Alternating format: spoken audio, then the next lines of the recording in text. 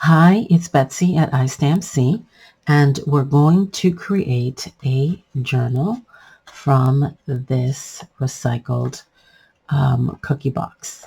So what will you need?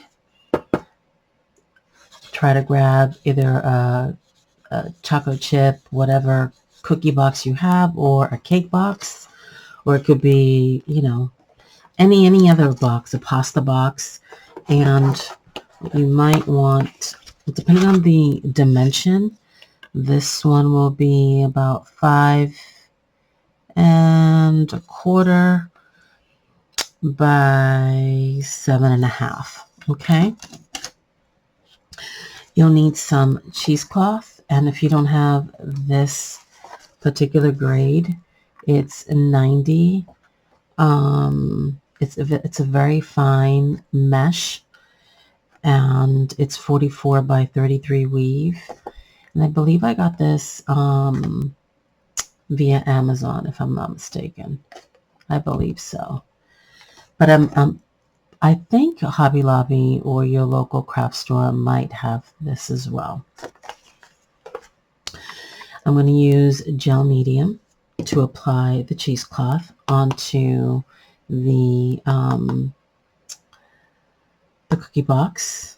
And you might, or maybe not, need these fabric clips. A brush, of course. You'll need a non-stick mat or a plastic, what do you call those? Just something non-stick to protect your surface a little bit. So what I already did is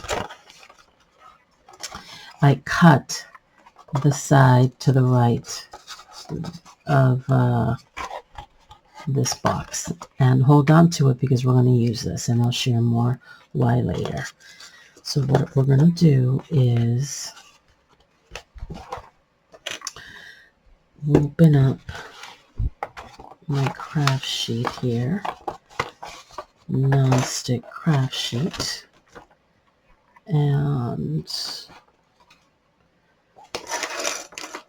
let me put these guys to the side as well. And before you add your cheesecloth, if you don't have cheesecloth, you can also use tissue paper. And it could be your choice in terms of the color. You want to also cut the top and the bottom, like the ends of your box. You could save those if you want and cover them later on with paper, and you can definitely use this for embellishments. Okay, but remember, wicked important that you save this side, okay? And what we will do next is open your box. You could also, if you don't have the cheesecloth or the tissue paper, whether it's white or beige, or if it's printed tissue paper, you can also cover your cookie box with white paint, acrylic paint of choice. But I like this effect that it gives the edges of your cover. So I'm going to cut a piece that will, and actually let me switch these scissors to my fabric scissors because it cuts like butter. Okay, and then we're going to open this up I love this effect on the edges, and you'll see what I mean once we move forward on a few steps. So now I'm going to grab some of the gel medium and apply to my, you can also apply this to the inside if you want, but I prefer just to have this on the outside. Okay.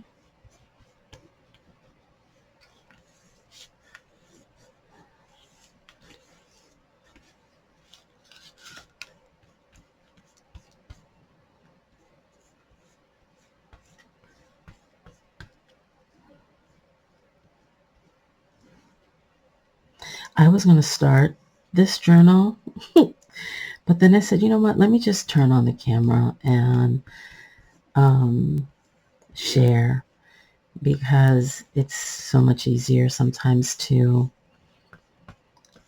just start the process and then complete what you're making and you want to share, and then make another one. And I said, you know what, just turn it on, Betsy, and share.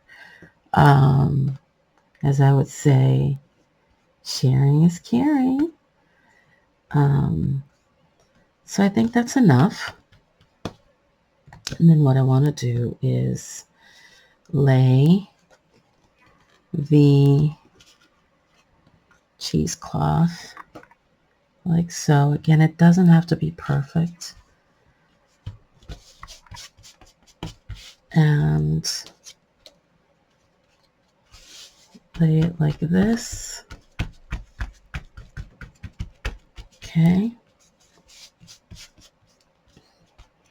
And what I want to do is, let me, I think I want to just flatten this a little bit. Like that.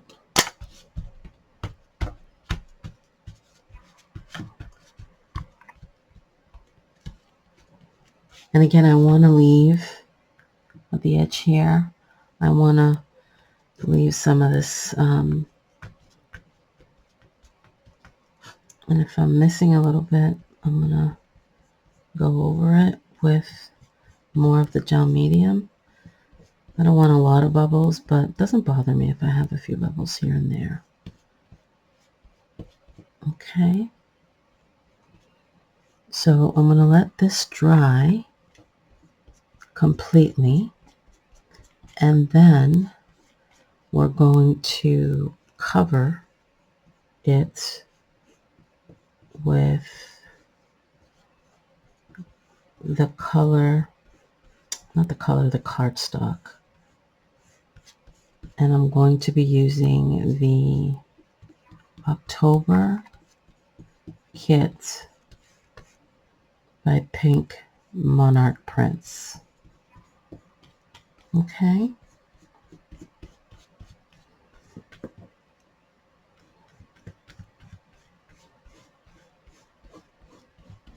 So that about does it. So I've covered pretty much everything. And we'll let it completely dry.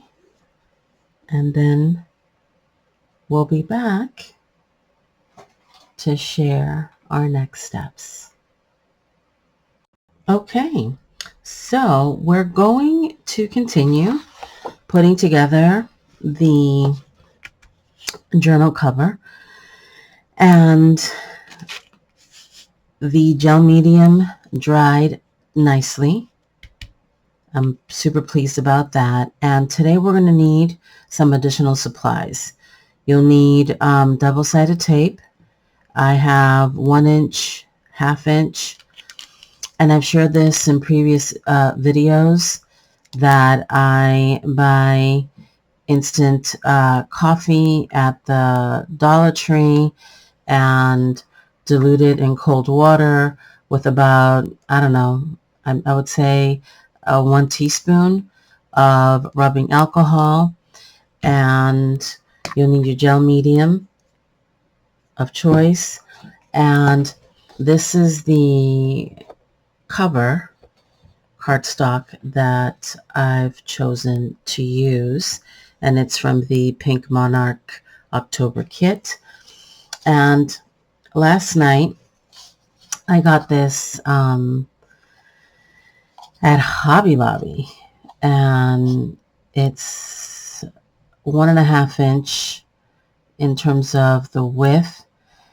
It's kind of silk-like cut edge ribbon, and it's a mint color. And what I did is I stained it with the coffee spray, let it dry, or you can use your heat tool, and then I applied the 1 inch and the 1/2 inch tape. Now I'm going to add this on the outside cover of the spine, okay? And I will do that. And what I want to share with you is, before I do that, I'll peel, of course, the backing here, and I will apply gel medium. Reason being is I like to experiment just to make sure that I gauge what will work best. And I don't know if you can quite see here, but this paper here has like little bubbles, and this is pretty flat. Reason being is I used the gel medium on the sticky part of the double-sided tape, and then I used fabric glue, excuse me, on this one, and I don't like those bubbles. So just a tip to keep that in mind. So I'm going to peel the protective strip, apply gel medium, then I will lay it on the spine like so, and will allow that to fully dry, and we'll be back to discuss how I will apply the cardstock as the cover. Perfect. The spine is quite dry, and if you can see the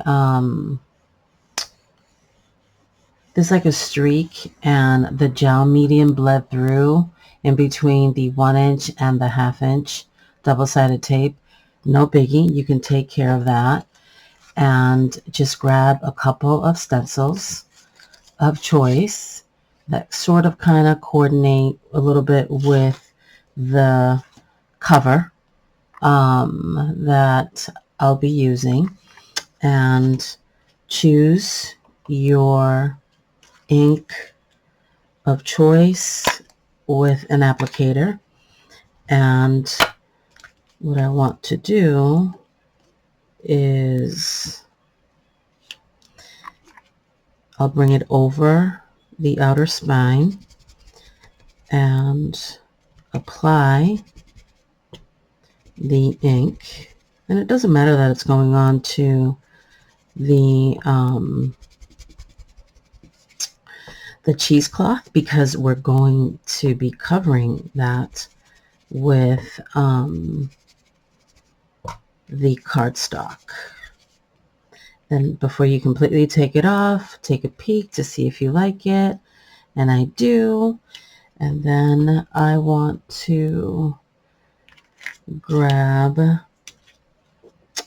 the number stencil and like so,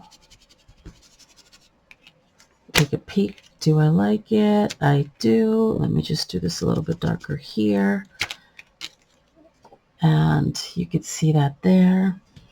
And then I'm going to use a combo going to do a little bit of this one over the number stencil, and then I'm going to use this swirl here.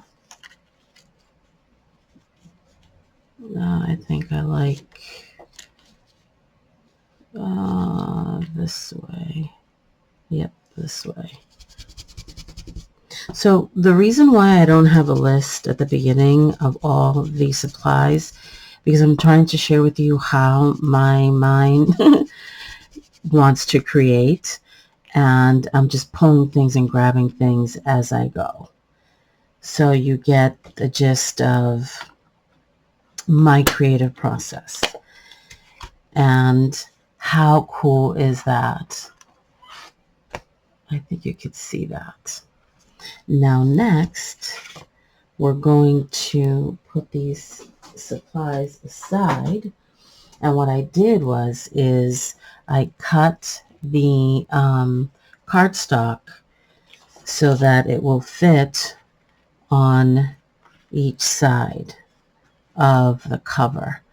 Is that not so lovely and super easy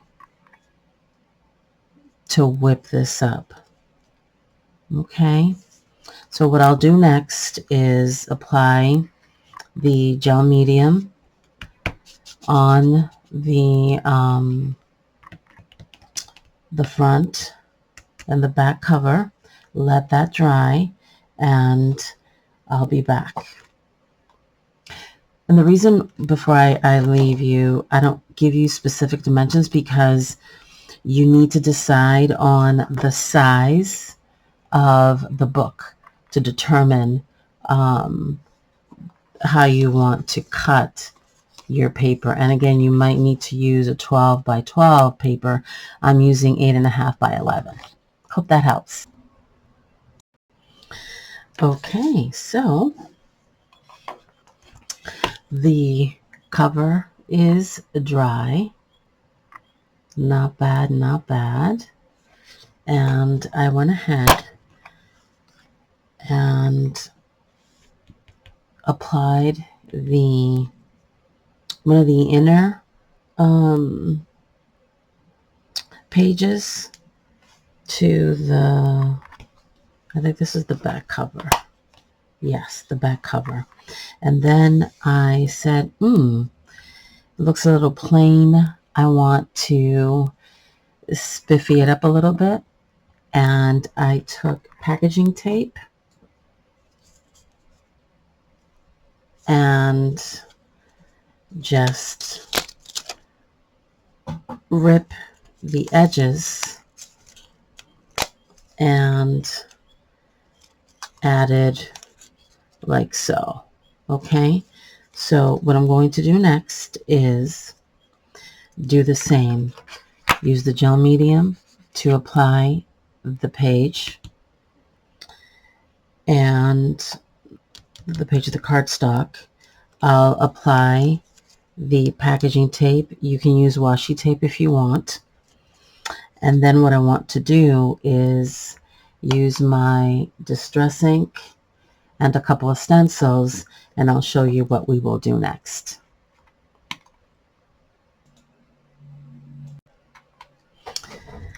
So I used the gel medium to add this page, which is the inner page of the front cover, and then I added that brown packaging tape to the side. And now what I want to do is I want to use my pumice stone and the same stencils that I used in the front. And I want to add a little bit, just kind of just change it up a little bit. I just love adding these types of touches to my artwork. You do not have to do this. This is a Betsy thing that I enjoy doing, and it's simple. It's not complicated at all. Just to not have the tape be so plain, if you will. And then I'm going to use this here on the upper part. Do I like it? Yes, a little more there. Quite pleased with that effect. I just like that touch. Okay, now what I want to do, but you don't have to, I'm going to sew around the edges a little bit, and we'll discuss the next steps. Okay, so here is the look with the cross stitch effect. This is the front, and I think it's pretty cool. Again, you don't have to do this, but it just gives it a bit of a touch, and also secures the paper just an extra bit more, but again, it's not necessary. So remember how I said to save this part, this piece? So I went ahead and I covered it with another cardstock or page paper from the October kit by Pink Monarch Prints, and what I did is cut it to fit the inner part of the spine. So I will glue that, and then I was thinking of a different spine, but then I changed my mind. So as I said earlier, I'm going with the flow and giving you a sense of how I think and what's on my mind. But I'm sure I'm not the only creative that thinks that way. And I will work on putting this together, and we'll show you what I'm thinking in terms of securing the pages.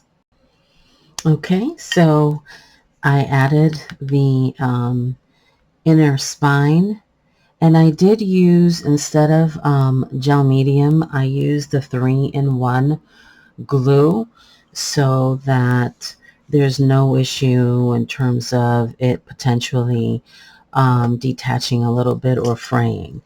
Then here's my this is how I make and gauge where I want my eyelets. This is my eyelet template.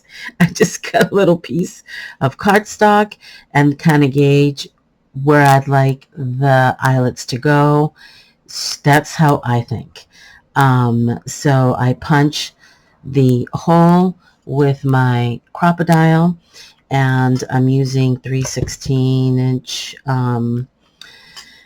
eyelets, and I'm going to make sure that I put these on the outside, the outer part of the spine, just to show you the effect that I'm trying to achieve. Okay, so I will put these through and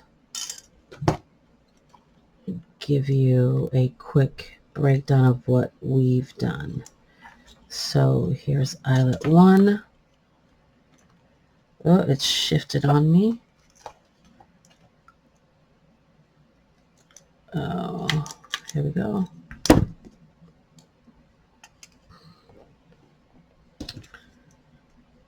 Let's see if it won't move.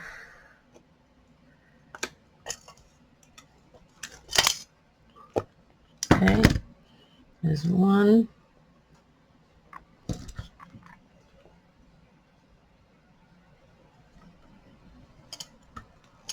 is the second one.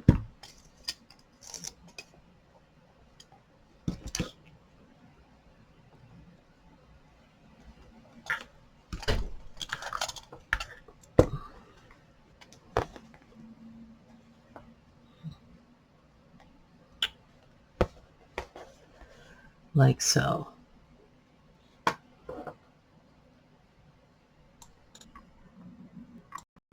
Apologies for that. I accidentally hit my mouse. But I did add the 6 eyelets, and this is what it looks like. I am pretty thrilled with how it has turned out. Okay. And then what I did is I like this effect. And what all you need to do to the cheesecloth is you kind of pull it like so, and it just gives you that frayed look. And then if it's too much, or if the thread is too long on the edges, you just trim it. And that's what I've done here, just to show you how much I've removed. But that's the effect. Then afterwards, what I'll do is I will take a distress ink of choice, and I will definitely distress the edges. So, sweet friends, this is my take, my version of how I like to recycle and use hashtag all the things in your stash to make a journal. So what we will do in the second video is show you how many pages I plan to use, and my thinking a little bit. For shoresies, I will be using I think it's, what is the parchment? I think I'm going to be using parchment cardstock with a couple of the papers from the October kit and some scraps that I have. Again, trying to use all the things. So I hope this has inspired you to grab your stuff and recycle your cake boxes, pasta boxes, and make one for yourself. I would love to see your creation. So until next time, be blessed.